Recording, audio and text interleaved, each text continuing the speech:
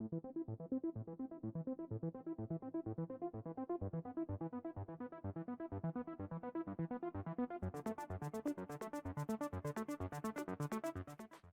everyone, welcome back to the range. My name is Matt, also known as the Armor Wizard. Zap, zap. It's April here in Michigan and it's still a paltry 45 degrees Fahrenheit. We actually had snow yesterday. I don't know what's up with the weather, but I can live without the coat on for a few minutes, but I want to keep the hands toasty warm. But we have an armor demonstration today, now in full transparency.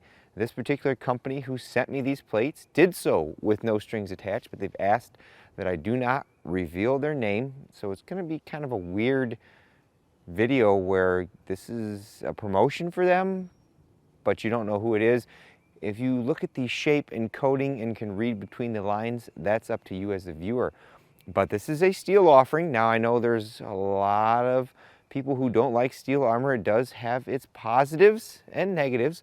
One of the negatives is that it has an inability to stop our standard M193 55 grain full metal jacket from 16-inch or longer barrel lengths, right around 31 and 50 feet per second or faster. And our fragmentation mitigation is another concern.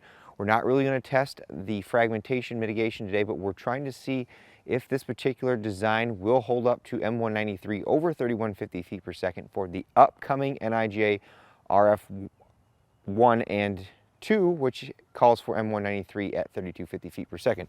This guy is a 10 by 12 plate. It is approximately 475 thousandths thick, or for those across the pond, 12.1 millimeters.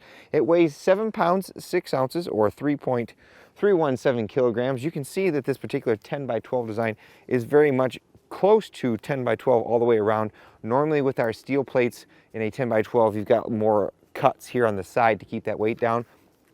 It is multi-curve. You can see a curve here and a curve here. I would say maybe it's a double curve versus triple, but it's got lots of nice curves on it, which do come in handy for comfort when wearing these things. Now, if you're new to my channel, here comes the long-winded speech. Over here on my channel, we do things completely different than a majority of all other YouTube channels. Since this is rifle armor, we shoot at 45 feet. That is the official NIJ testing distance.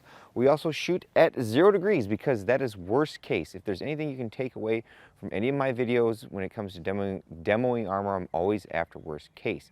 Now, in effect, if you guys see me stop a threat here or a threat penetrates that should not penetrate, you should defer to the manufacturer to produce actual NIJ accredited lab tests for that particular threat.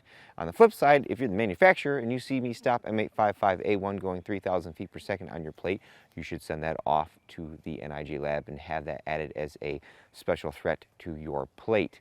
Since this does not employ a ceramic strike face per the NIJ, we do not need to drop it on its face 2 times.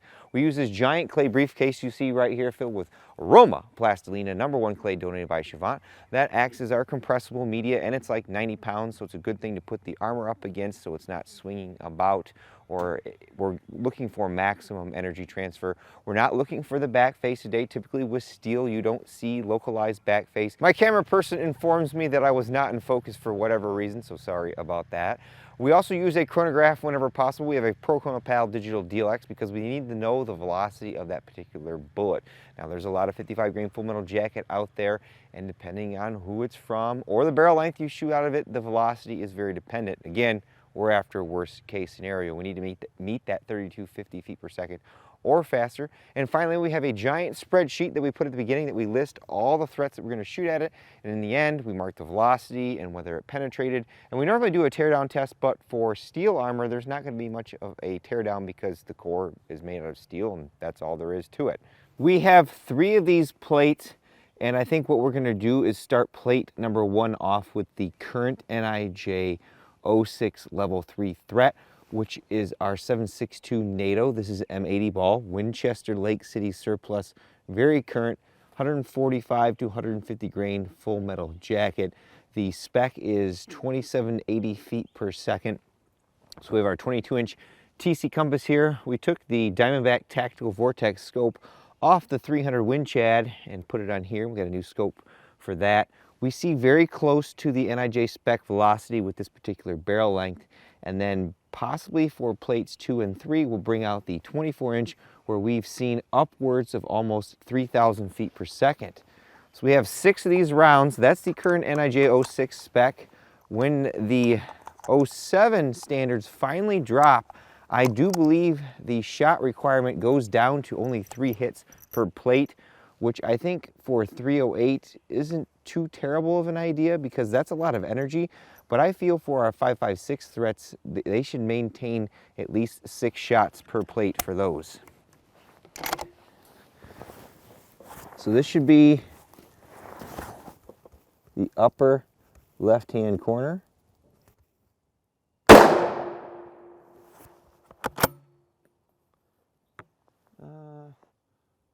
Can't see the velocity off that, but you guys can. Shot number 2 will be to the direct right of that.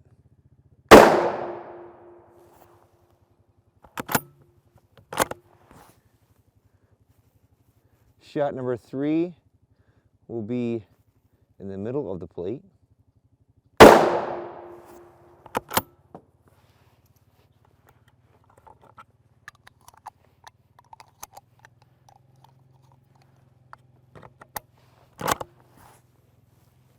Shot 4 will be to the direct right.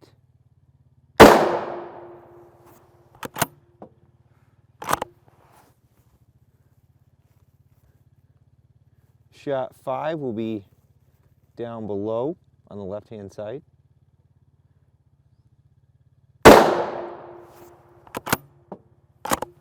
then shot number 6 will be on the opposite side, right hand.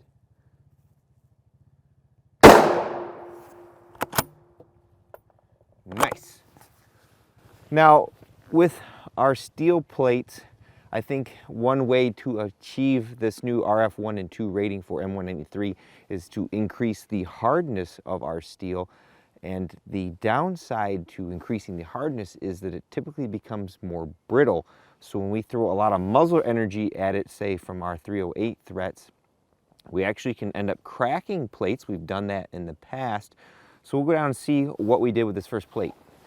Now effectively, most of these anti-fragmentation coatings for our steel plates are the same. It's a polyurea or truck bed lining style rubber coating. The manufacturer may take offense with me saying that, but it is what it is on a high level. There's different mixtures, and for the most part, what tends to happen is with our higher energy rounds, we separate our coating from our plate, which is what happened here. You can see the discoloration. I think it's raining outside, thanks. Shots number 1, 2, 3, 4, 5, and 6. So all of those on plate number 1 are considered a fair hit. Come on, little guy. Now the downside to this particular steel plate too is that it's very smooth and slides down on my briefcase. Place those bets in the comments below. Ho! No pass-through, folks. Now these 2 dents were pre-existing. Now you can see the muzzle energy on this hard clay is still driving that plate in, but we're not really seeing any localized back face. You can see all 6 bumpies there, and as mentioned, our coating no longer retains on the plate. Now on a plate carrier, it's still going to stay, but the issue is the fragments coming out to the sides and top, and that's where we need to find a way to better mitigate that fragmentation. I kind of believe from all of my testing that if we wrap this in Kevlar or polyethylene, that can do a lot better job, in my opinion, than this type of coating. Now, when we go to 5.56 in a minute, you'll see how much better that coating works for those smaller energy threads. But no penetrations on plate number 1. All right, boys and girls, this is where it gets spicy with our 5.56 threats. Hopefully the sprinkling rain passes and doesn't get me too wet. We have a 22-inch TC compass here with a turbo 5.56. Got the primary arms 4-16 first focal plane scope on here. I really like this for a budget mid-tier first focal plane scope. Glass is clear. The daytime illumination is very bright. Very, very nice scoping dial of parallax down to about 15 yards. But we've got 3 different 5.56 threats. We have our 55 grain full metal jacket. That's M193. That is known for penetrating steel because there's a little scientific explanation for, like, basically the steel will create a plug and it penetrates. There's M855. That is usually not a threat for steel, it's a threat for polyethylene. Then we have the Army's current issue ball round, M855A1. That is an evolution of M855. It has a copper core and a harder and much larger arrowhead steel tip. That is known for destroying all types of armor. We're going to take 4 shots of each on plate number 2 down there. This is our Independence M193, known for producing very good velocities. The Winchester M193 comes in a close second, as well as the IMI. So let's see here. We'll start at the top row.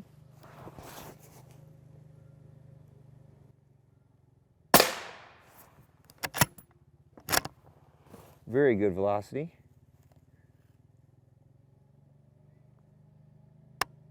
Hard primer. Hard primer.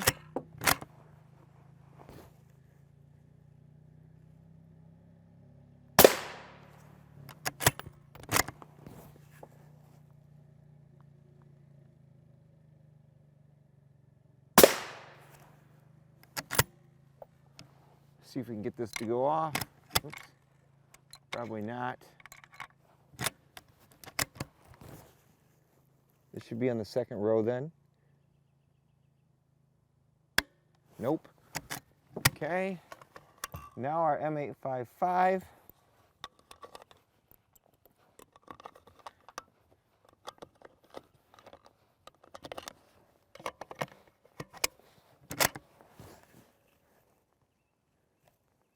That will be on the second row.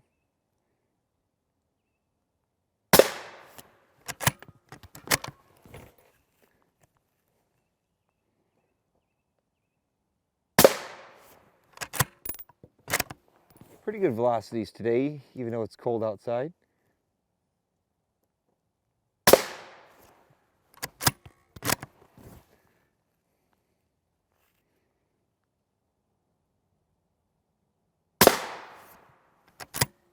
Now, onto our M855A1. I'm going to take 2 shots and check the plate, and then if you see an edit here and a shorter barrel length, you can kind of foreshadow. This particular threat can be hard to stop. Polyethylene doesn't stop it. Some ceramic has to be the right thickness to stop it.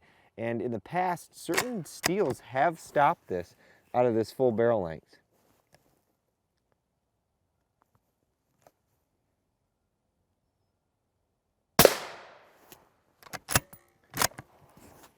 And then this will be on the far right of that line. We're on the 3rd line.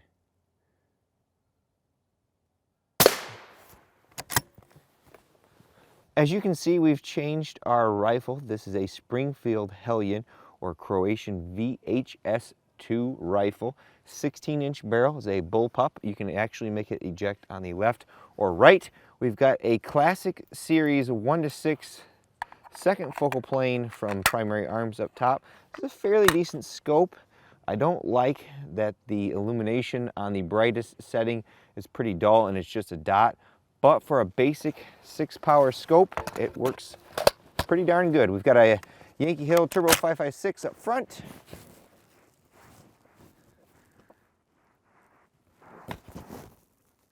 We're going to place these pretty much center of mass.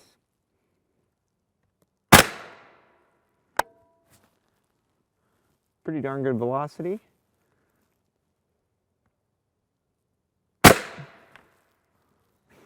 All right, let's go see what we did to plate number 2.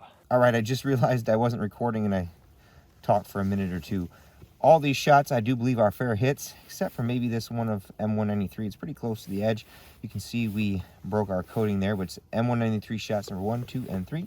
Our M855 shots number 1, 2, 3, and 4. Our A1 shots, 22-inch number 1 and 2. Then our A1 shots from the 16-inch number 1 and 2. Place those bets in the comments below. Oh, ruh-oh, Raggy. We've got penetrations on the 3rd round of M193. our 2 rounds of M855A1 from the 22 inch and our second round of M855A1 from the 16 inch. We'll have to look at the velocity of this third shot of M193 in relation to these two shots, and the same for this shot of M855A1 that penetrated. But that's a good sign that we're stopping our M193 at above the spec. I'll have to refer to the velocity numbers when I get home, but I do believe these were over 3250, which is the new spec for NIJ 07 RF1. M855A1 is not even a consideration for even the new 07 standards. Looks like possibly a 14.5-inch barrel may be the limits for that particular round, and a majority of people are using 16-inch or shorter barrel weapons anyways. All right, this is where we're gonna bring the hate with our 308. This is our 24-inch Savage Access 110 tactical left-hand eject. I have a Crimson Trace Hardline Pro scope up here. It's a, I think, 16 power first focal plane. Pretty nice scope. I personally think a lot of the primary arms reticles are more clearly defined or have more contrast and sharpness than this particular scope. We've got our M Carbo flat face trigger in here. I really like this trigger shoe in this gun. Got a JK Armament rifle kit up there. We've got our Winchester M80 ball again. So we should see well over the spec with this extra 2 inches of barrel length. We'll take 4 shots on the plate, check it out off camera, and if it does well, you'll see 2 more hits on there. But I kind of want to preserve my clay and not have to keep beating it and replacing the wood on it. So this should be in the upper left of the plate.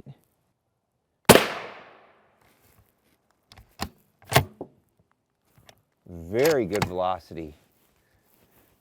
This will be to the right of it.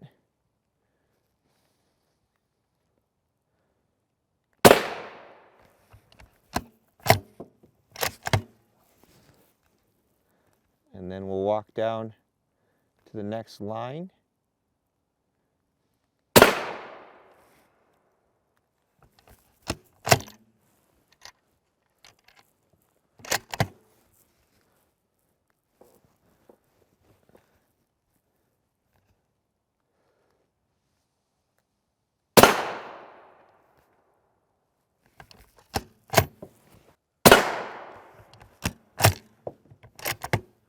Very, very warm velocities. I mean, we're almost 300 feet per second over spec.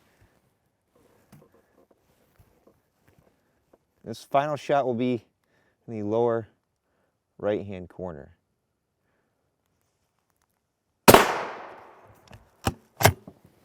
Nice. I think you all would agree that plate number 3, after taking 6 hits of overspec M80 ball, is compromised. Let's see if we can finish that one off with another 5 rounds of M193. This is Winchester Lake City Surplus. We brought the PC compass back out. I have 5 spots marked on that plate that I think will do us quite well.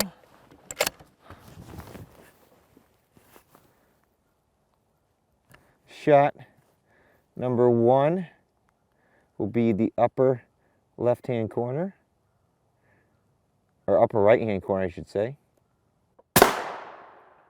Just smoked a strap.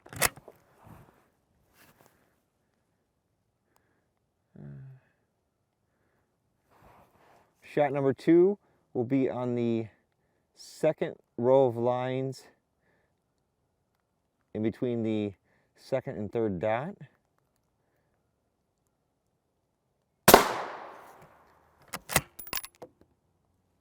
Not sure if we're getting velocity readings off these or not. Kind of looks like we're not. Thanks, chronograph. Shots number 3 will be on the third line, second dot.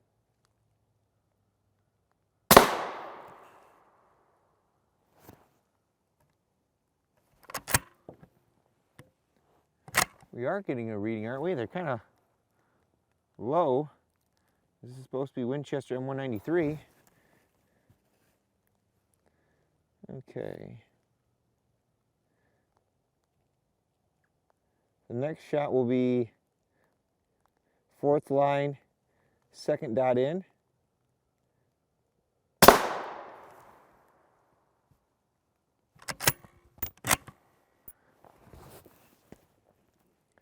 And then our 5th shot will be all the way on the right 4th dot to the extreme right, almost like an edge shot.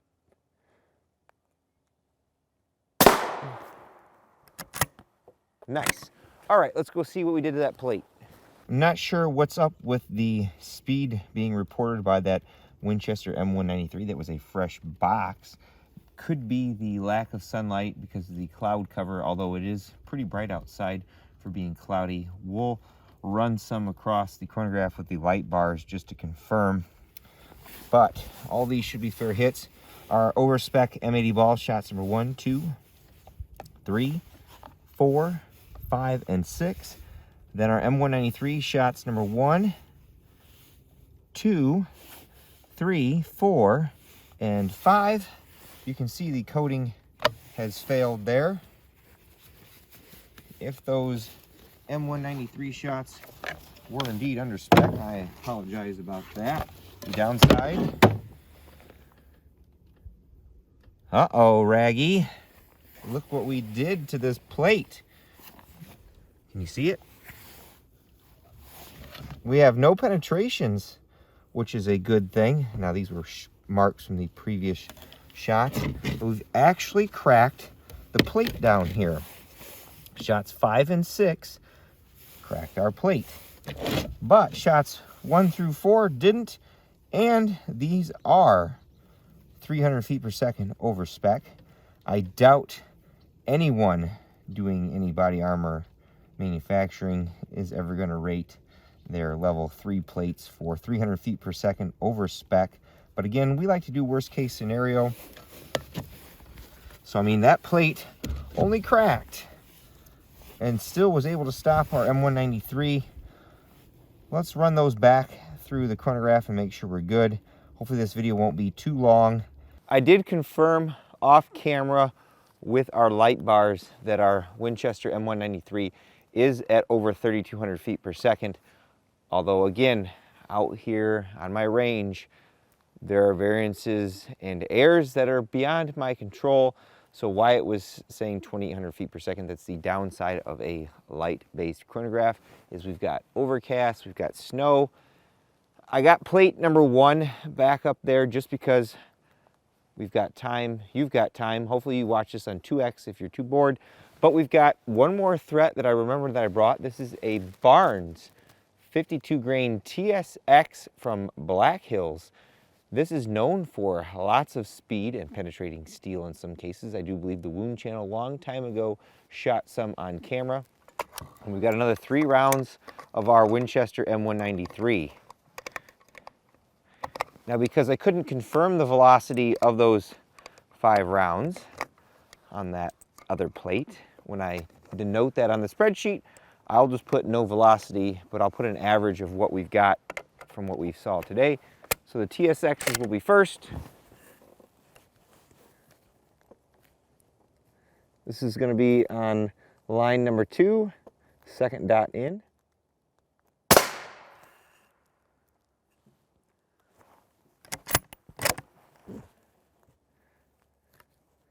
Then the 4th dot all the way to the right.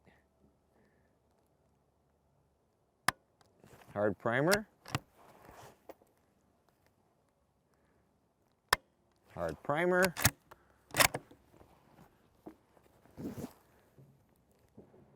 Still on the 2nd dot.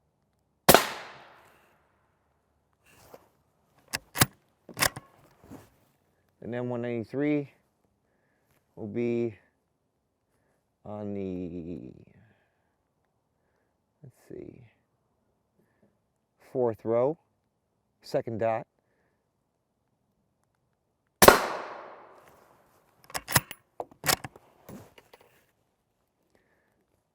third dot.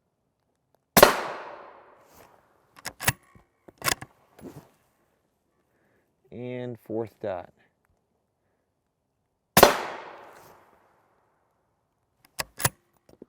And there you have it, folks. At this point in the video, folks, we don't need to pussyfoot around with dropping the plate. Let's just peel the cover off. Our TSX shots number 1 and 2. No pass-throughs. Our M193 shots number 1, 2, and apparently the cover shifted, so shot number 3 was right there next to that M80 ball shot. No penetrations whatsoever. Now, per the chronograph, those velocities that did record were under the 3250 feet per second mark. So we could be very close to that spec. Again, the manufacturer should send this off to an accredited lab and ensure that if they state that this plate will stop M193 going 3250, that it is indeed does so. Very impressive. I think the most interesting thing about this prototype steel armor from He Who Shall Not Be Named is its ability to stop 6 hits of M80 ball at over 300 feet per second over the NIJ spec. Now, we did stop M193 up into including around 3250 feet per second. We were having some chronograph errors towards the end of it, so again, I can't control everything out here like a lab can. So when we mark those on our spreadsheet, we have a no velocity value for those. We were seeing over 3,100 feet per second from them after we threw the light screens on there, but they are a little slower than the independents. We stopped our M855A1, at least one of them from the 16-inch barrel. Our M855 wasn't a concern, and overall, I think for a steel plate, that has a pretty good showing. If I had to offer any constructive criticism on how to improve the performance of this plate, it would be to look into some alternative methods or coverings for our fragmentation mitigation, because it seems like this particular type of coating across the board, not inclusive of this manufacturer alone, can take a few hits, but after that it seems to fall apart pretty easily, especially when you make those edge shots. Now, when you put it in a plate carrier and add all types of different fabrics on top of it, those fragments can be caught in those, but that is always a concern with steel.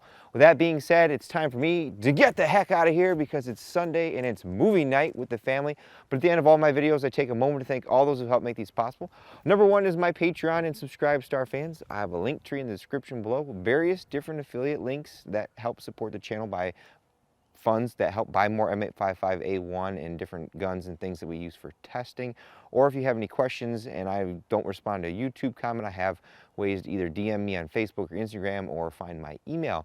Number 2 is the company, again, Who Shall Not Be Named, who sent those prototype plates for us to demo with no strings attached. And of course, number 3 is you all for watching. Until next time, I'll catch you at the range.